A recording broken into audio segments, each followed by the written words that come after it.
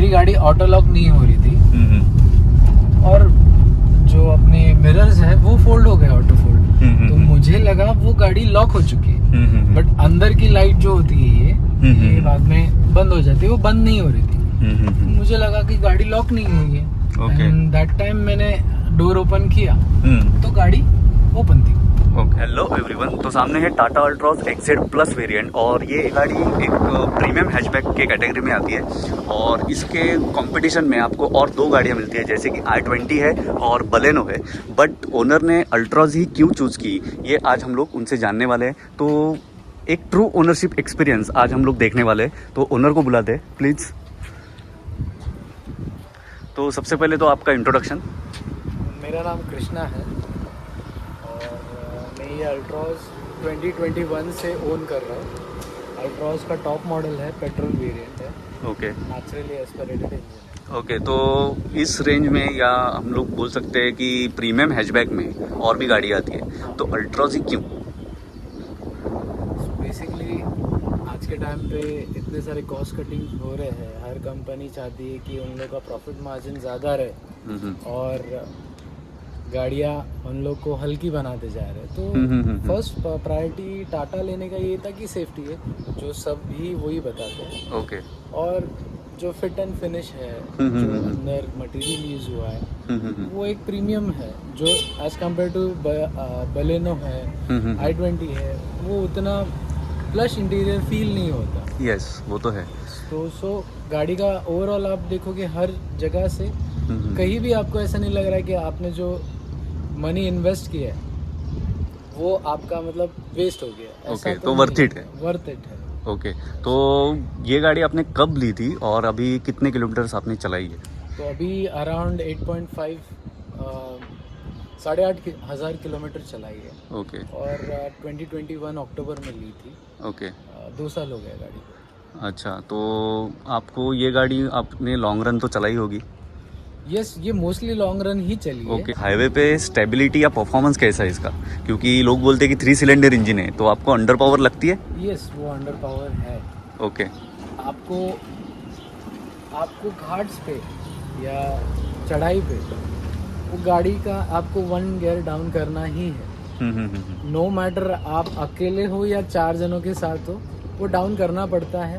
Because वो power deliver नहीं कर पाती। ऐसा नहीं कि वो पीछे आ जाएगी, बट यस, अगर आप मारुति की गाड़ियाँ ले लो या किसी और की गाड़ियाँ ले लो तो वो चल जाती है, घाट पे खींच लेगी। बट इसको थोड़ा सा है, मतलब आपको आप थोड़ा कॉन्शियस होके चलाते हो कि हाँ मेरी गाड़ी थोड़ी अंडर पावर इसको मोमेंटम कैप्चर करके चलना पड़ता है। अगर मोमेंटम ब्रेक हो गया तो फिर मोमेंटम ब्रेक हो गया तो फिर आपको सब डाउन द लाइन वापस फर्स्ट पे आके फिर उसको चढ़ाओ, वो सब करना पड़ता है। ओके, तो इसमें टर्बो वेरिएंट भी आता है, वो नहीं चूज किया आपने? माइलेज कम है उसमें। ओके और टर्बो वेरिएंट का ऐसा है कि मेरा टर्बो का चॉइस नहीं था, बिकॉज टर्बो में आइडलिंग का प्रैक्टिस फॉलो करना पड़ता है।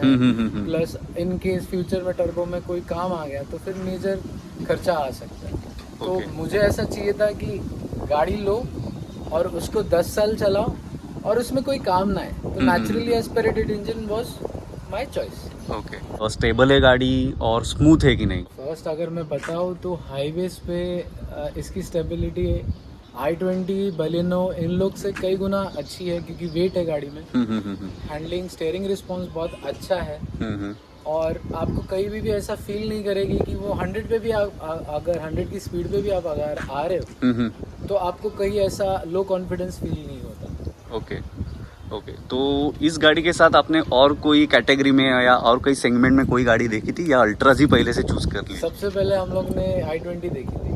ओके, वो वही है जो i20 का पहले वाला मॉडल जो था। हाँ, वो तो भी अच्छा दिखता था। अभी वाला मॉडल वो बहुत ही फ्यूचरिस्टिक बना दिया, जो हर एक बायर्स को वो पसंद। ओके, उसका रियर व्यू बहुत बकवास है।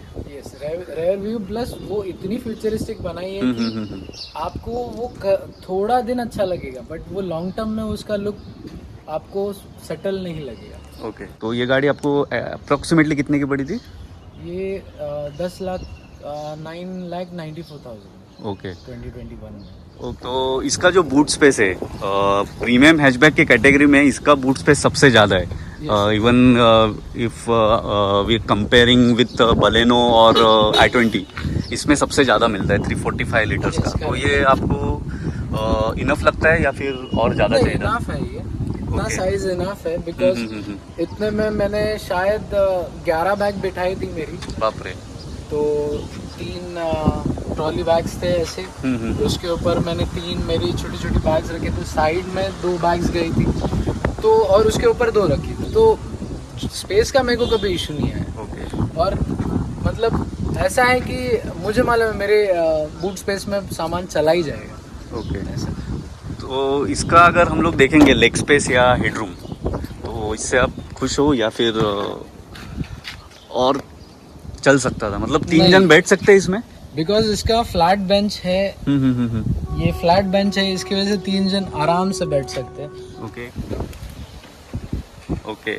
सो लेग रूम और हेडरूम दोनों अच्छा है? हेडरूम दोनों अच्छा है। ओके। लेग रूम तो है ही है और कंफर्टेबल है। यस, और थाई सपोर्ट भी अच्छा है? थाई सपोर्ट उतना मतलब नहीं, but एवरेज है, बट एवरेज ये है कि लॉन्ग रन में आपको ऐसा फील नहीं होता कि थाई सपोर्ट कम है मुझे तो मुझे थकावट हो रही है, ऐसा कुछ नहीं। Okay okay. सो बहुत सारे लोगों से मैंने सुना है कि टाटा का एसी बहुत अच्छा है, तो आपको ऐसा लगता है कि मच बेटर है या फिर एवरेज है, कैसा है? एवरेज नहीं है, बहुत अच्छा फीडबैक है एसी का। ओके। Because चिल करता है धूप में? कूलिंग बहुत फास्ट है, उसमें कभी ऐसा इशू नहीं आया। ओके। बिकॉज मुझे कूलिंग अच्छी लगी इनकी, एज कम्पेयर टू मारुति की या Hyundai में कूलिंग होती, इसमें ज़्यादा अच्छे से कूलिंग होती है। ओके।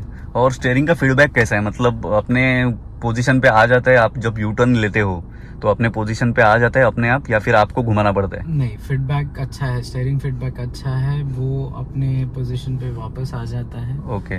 उसमें कभी इशू नहीं आया, क्योंकि मैंने पोलो भी चलाई है Volkswagen की। पोलो के बाद किसी का स्टीयरिंग फीडबैक अच्छा लगा है तो मुझे ये गाड़ी का अच्छा लगा है। अल्ट्रॉस का स्टीयरिंग फीडबैक बहुत अच्छा है, स्टेबिलिटी हाईवेज पे बहुत अच्छे से देती है आपको। कॉर्नरिंग्स तो देखो, कोई भी कॉर्नर्स पे इतना फास्ट ये नहीं कर देता, स्टीयरिंग घुमा देता नहीं, बट यस इमरजेंसी में मैंने 1-2 बार पॉट होल बचाने के लिए मैंने स्टीयरिंग घुमा दिया था, तो मेरे को गाड़ी कंट्रोल हो गई थी फिर। ओके। तो मेरे को उसका कॉन्फिडेंस बहुत अच्छा आता है गाड़ी चलाने के टाइम। ओके। तो ये गाड़ी आपने जब ली तो शोरूम से आपने कुछ एसेसरीज लगवाई थी या फिर बाहर से कुछ मॉडिफिकेशन की थी गाड़ी में, या फिर स्टॉक है गाड़ी? गाड़ी पूरा स्टॉक है, और सिर्फ डोर वाइजर्स और मैट्स एंड मड फ्लैपिंग्स ही मैंने सर्विस सेंटर से ही लगवाई? सर्विस सेंटर शोरूम से लगवाई। ओके। तो सबसे मेन बात, इसका माइलेज कितना है? अगर आप चलाते हो हाईवेज पे, आपका रनिंग ज़्यादा हाईवेज पे है राइट, तो हाईवे पे माइलेज कितना है? 60 के आसपास अगर चलाओ तो मेरे को 20, 21, 22 भी आ जाता है, 60 पे ही चलाओ तो। ओके। बट उसके लिए पेशेंस बहुत है लगता है? यस। और उस पे अगर अच्छा माइलेज चाहिए तो आपको स्पीड पे कॉम्प्रोमाइज करना पड़ता है राइट? पेडल पे मेरे को एक्सेलरेशन पे थोड़ा लाइट फुट चलाना तो हो जाता है।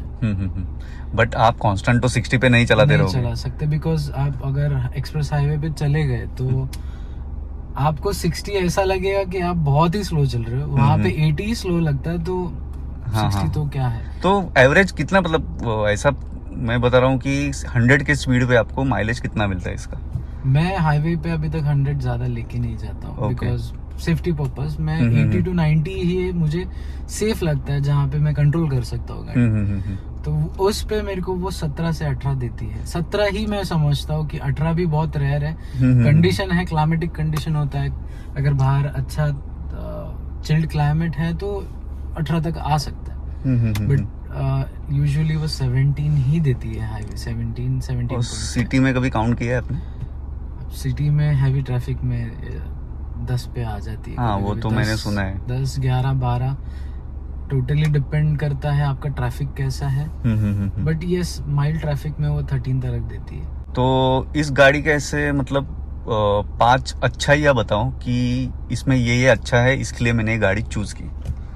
सबसे पहला फर्स्ट यही है, सब लोग जो कहते आ रहे हैं अभी तक, सेफ्टी पॉइंट। बिल्ड क्वालिटी बहुत ही जबरदस्त है। आप इसका बोनेट उठाओ, मैंने मेरी वाइफ को i20 पसंद थी, तो मैंने मेरी वाइफ को पहले i20 दिखाई, i20 का उसको बोला बोनेट उठाना आप और एक हाथ से उसको उठा के देखना। उसने देखा वो, और तुरंत ही हम लोग टाटा के शोरूम में गए और वहाँ पे मैंने अल्ट्रॉस का बोनेट ओपन करके दिखाया और उसे बोला कि ये एक हाथ से उठाना। ओके। तो उसे वो बिल्ड क्वालिटी समझ में आई कि क्या होता है बिल्ड क्वालिटी। तो ये फर्स्ट का पॉइंट हो गया। एंड सेकंड पॉइंट है इंटीरियर बहुत अच्छा है। आपको वर्थफुल लगता है। मेरे को कहीं पे भी मेरे को ऐसा लगा नहीं कि यार यहाँ पे चिप प्लास्टिक यूज किया उन्होंने। हर जगह क्वालिटी अच्छा है। फिट एंड फिनिश में थोड़ा 19-20 है यहाँ पे। यस, फिट एंड फिनिश में है 19-20। बट आजकल आपको 20 लाख की भी गाड़ी में फिट एंड फिनिश के इश्यूज आ रहे हैं। 20 लाख 25 लाख की भी गाड़ी में स्कॉर्पियन बोलो, XUV700 बोलो, वहां पे भी आपको कुछ ना कुछ आ ही जाए। तो 10 लाख की गाड़ी में ये एक्सपेक्टेड है। और थर्ड पॉइंट है कि इसका driving handling. Driving means handling बहुत अच्छा है। रोड पे चिपक के चलती है जैसे सब लोग बोलते हैं। वो बॉडी रोल बिल्कुल भी नहीं है। बॉडी रोल बिल्कुल नहीं। मतलब आपने अगर इंटेंशनली स्टीयरिंग घुमाते चलोगे तो आ सकता है, बट स्मूथनेस में नहीं आएगी। मतलब आप अच्छे से चलाओगे तो बॉडी रोल आएगा ही नहीं। और उसका एसी बहुत अच्छा है। और यही है उसका। ओके। सो अगर कुछ निगेटिव पॉइंट्स बोलने हो तो क्या लगता है इसमें क्या निगेटिव है और क्या सुधार होना चाहिए था? सबसे पहला नेगेटिव फर्स्ट ये ही है कि नेचुरली एस्पिरेटेड इंजन है, 3 सिलेंडर है, बट उन्होंने थोड़ा पावर बढ़ा के देना चाहिए था जिससे कि पावर कम फील नहीं होता था। जो इसका सबसे बड़ा ड्रॉबैक वही है, बट वो ड्रॉबैक भी नहीं बोल सकते। उन्होंने पावर ही कम दिया इंजन में। इट्स नॉट कि 3 सिलेंडर है, 3 सिलेंडर फोक्सवैगन भी यूज करती है, बट वहां पे पावर मिलती है। यस, पोलो में है 3 सिलेंडर। यस, तो इन्होंने एटलीस्ट ये BHP को 88-87 BHP जो है उसको उन्होंने 10-20 BHP थोड़ा और बढ़ा के वैसा ट्यूनिंग करके दिया रहता तो बहुत अच्छा पैकेज हो जाता था। और सेकंड है गियर बॉक्स। इतना खास नहीं है गियर बॉक्स है। अब पहले गियर नॉब हिलते थे गाड़ी स्टार्ट करने के बाद, और गाड़ी चलते हुए भी हिलते थे, बट अभी वैसा कुछ नहीं है। वाइब्रेशंस कम है, मतलब है बट कम है बट नॉब पे नहीं है। वो मामले में नहीं, बट ये है कि यस, आप अगर सोचोगे कि मैं F1 रेसिंग जैसा या मतलब रेसिंग जैसा मैं अगर गियर शिफ्ट करूँ तो वैसा नहीं होने वाला है। वैसा एक्सपेक्ट मत करना। गियर ट्रैवल भी बहुत बड़ा है और है, मतलब इतना सेटिस्फाइंग नहीं है। अगर आप कंपेयर करोगे, अगेन आप कंपेयर करोगे मारुति या Hyundai उन लोग से, तो इसका थोड़ा सा उन लोग से कम है। मतलब लैगी फील होता है। लैगी फील होता है समटाइम, कभी कभी अटक जाता है गियर को फिर क्लच पूरा दबाने के बाद भी वो गियर अटकता है। और वो मोस्टली होता है फर्स्ट एंड सेकंड गियर में। मोस्ट ऑफ द टाइम मैं सेकंड से फर्स्ट जाऊँ तो वो होता है। ओके। तो ये 2 निगेटिव पॉइंट हो गए, और कुछ है निगेटिव? थर्ड नेगेटिव नहीं बोल सकते, अभी निकालना है तो बहुत कुछ निकलेगा। पेंट क्वालिटी में थोड़ा सा टाटा अभी भी बहुत मतलब मार नहीं खाता, पीछे है अभी भी। जो क्वालिटी डिराइव करना चाहिए तो उन्होंने थोड़ा बहुत इम्प्रूवमेंट उसमें चाहिए पेंट क्वालिटी में। ओके। और इंजन गार्ड नहीं दिया है। अगर प्रीमियम हैचबैक, अगर आप प्रीमियम हैचबैक बोल रहे हो तो प्रीमियम के हिसाब से आपने उसको इंजन प्रोटेक्टर नीचे से दे देना चाहिए था। वो बहुत एक एड ऑन हो जाता है कार के इंजन की सेफ्टी के लिए। ओके। और एक नेगेटिव अगर बोला जाए तो आपको अगर गाड़ी अगर साइलेंट है और आप अकेले हो तो आपको अभी भी अगर आवाज आ रहा रहेगा तो ये फ्यूल इंजेक्टर का आवाज आता है, एक हल्का सा आवाज पीछे से आता है। तो अगर आप अकेले हो, गाना कुछ नहीं बज रहा है और आप साइलेंट रोड पे, तो आपको सुनाई जरूर देगा। ओके। तो उसके ऊपर आपने कोई सर्विस सेंटर में बात नहीं की? नहीं, उन्होंने वैसा कुछ बोला नहीं। वो तो आवाज सब नहीं आता है, उन्होंने वो चीज बोला ही है।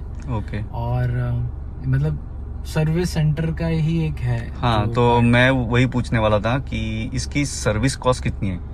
अभी मेजर सर्विस में मेरे को 6,500 के आसपास आए। ओके 6500। और इसमें कभी ऐसा कुछ इशू आया है जो सर्विस सेंटर वालों ने सॉल्व नहीं करके दिया है?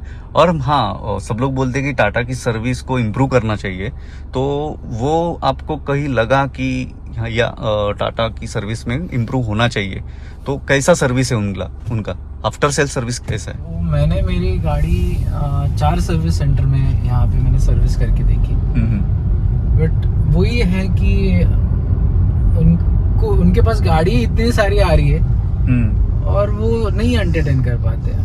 मतलब हाँ, बस आपकी कार सर्विस करके देंगे और बस, और आपको कोई इश्यूज आ रहे तो उन लोग सिर्फ चेक कर लेते लैपटॉप लगा के, बट फिर बाद में बोलते नहीं कुछ प्रॉब्लम नहीं है ऐसा। ओके, तो ऐसा कुछ इशू आया है अभी तो आपको गाड़ी में? तो मेरी गाड़ी ऑटो लॉक नहीं हो रही थी और जो अपने मिरर्स है वो फोल्ड हो गए, ऑटो फोल्ड। तो मुझे लगा वो गाड़ी लॉक हो चुकी है, बट अंदर की लाइट जो होती है ये बाद में बंद हो जाती है, वो बंद नहीं हो रही थी। मुझे लगा कि गाड़ी लॉक नहीं हुई है। एंड दैट टाइम मैंने डोर ओपन किया तो गाड़ी ओपन थी। तो मैंने ट्राई किया, मैंने मेरी दूसरी की से ट्राई किया, नहीं हुआ। और ऐसे टाइम पे अगर आपका गाड़ी लॉक नहीं हो रहा है तो आपको एक स्ट्रेस लेवल आ जाता है कि यार ये कहाँ से आ गया। तो ये चीज को लेके मैं सर्विस सेंटर गया था, तो उन्होंने लैपटॉप लगा के देखा।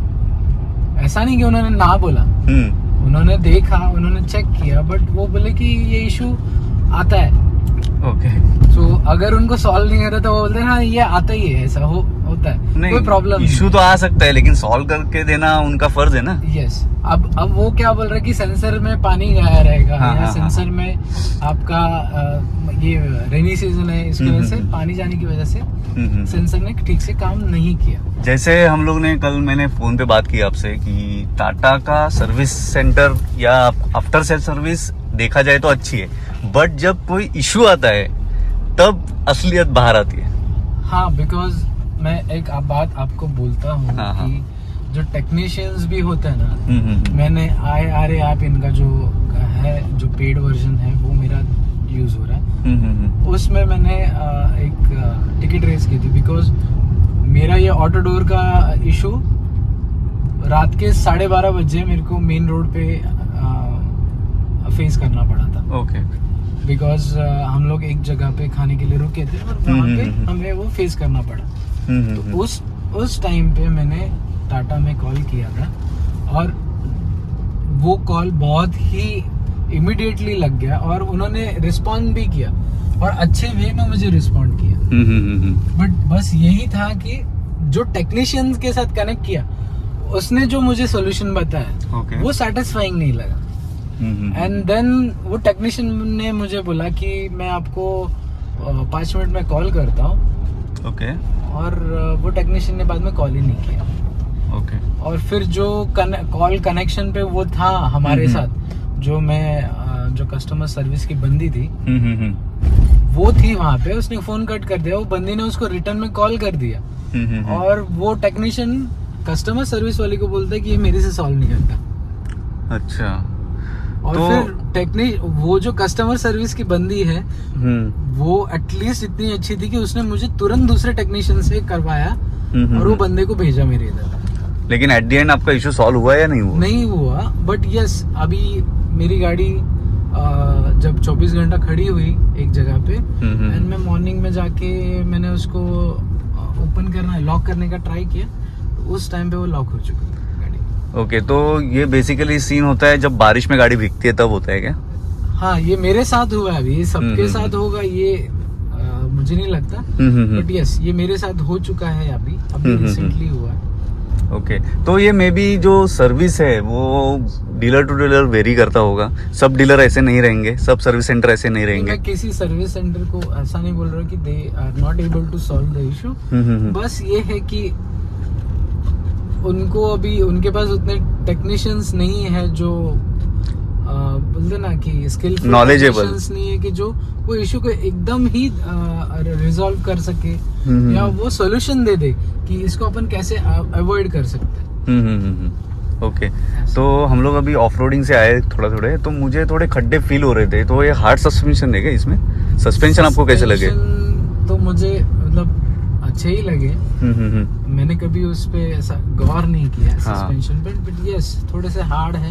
क्योंकि स्टेबिलिटी चाहिए तो थोड़े हार्ड करने पड़ेंगे, अगर सॉफ्ट दे देंगे तो फिर बॉडी रोल हो जाएगा। यस यस, बट ये कि सस्पेंशन इतने भी हार्ड नहीं, बट है हार्ड। आपको थोड़े फील होते हैं बम्प्स।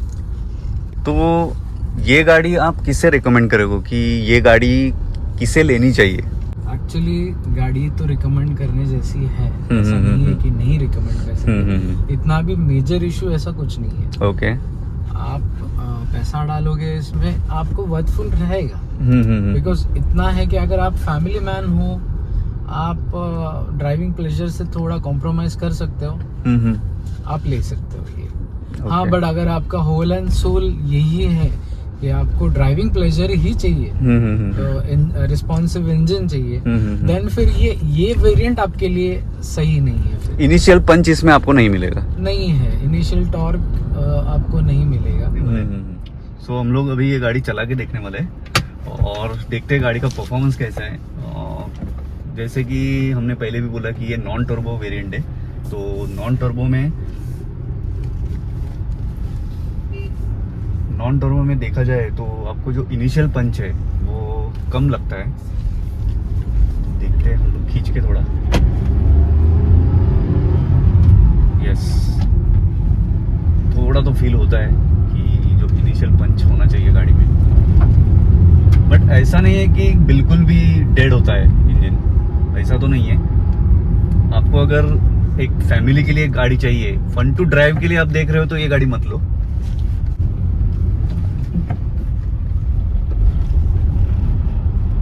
तो सेकंड गियर पे भी गाड़ी ऐसा कुछ तकलीफ तो दे नहीं रही है। एक बार ब्रेकिंग चेक कर दे इसकी।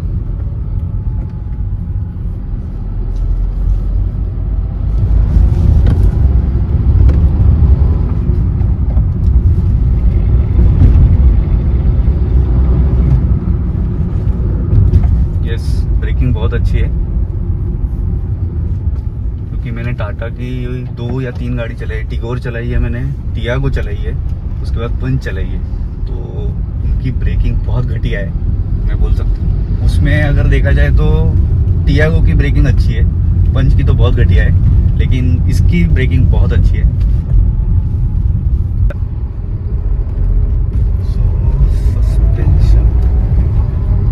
थोड़ी चढ़ाई है, उसमें भी गाड़ी चढ़ी, ऐसा नहीं बोल रहा हूँ कि बिल्कुल भी पावर खो दी या पावर लॉस हो गई है, चढ़ी गाड़ी। और सस्पेंशन की बात करें तो इस पे आते हैं स्टिफ सस्पेंशन, तो थोड़े बहुत तो खड्डे महसूस होते हैं।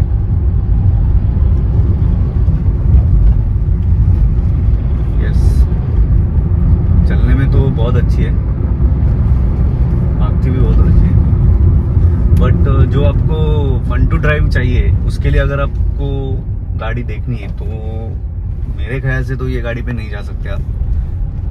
अगर आपको इनिशियल पंच चाहिए, इसका मिडल रेंज बहुत अच्छा है, मिड रेंज बहुत अच्छा है।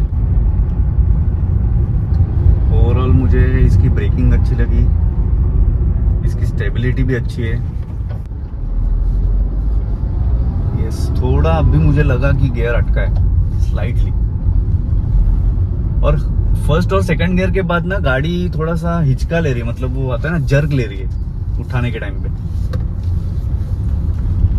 स्टीयरिंग का फीडबैक भी अच्छा है, जो हम लोग बोलते हैं कि यू-टर्न मारने के बाद स्टीयरिंग अपने आप अपनी जगह पे आ जाता है, तो वैसा बिल्कुल है।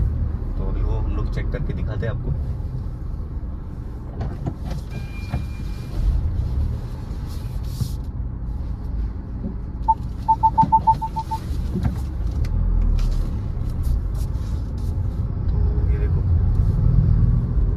आ गया अपने पोजीशन पे, फीडबैक बहुत अच्छा है।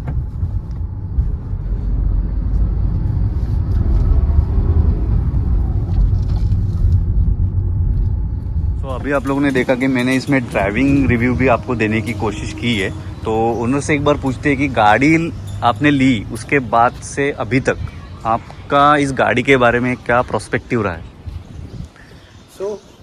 देखो, अगर ड्राइविंग का जो सिर्फ पावर की बात छोड़ दे जो आप सोच रहे कि थोड़ी सी अंडर पावर है, वो अगर बात को साइड में रखें तो गाड़ी बहुत ही अच्छी है।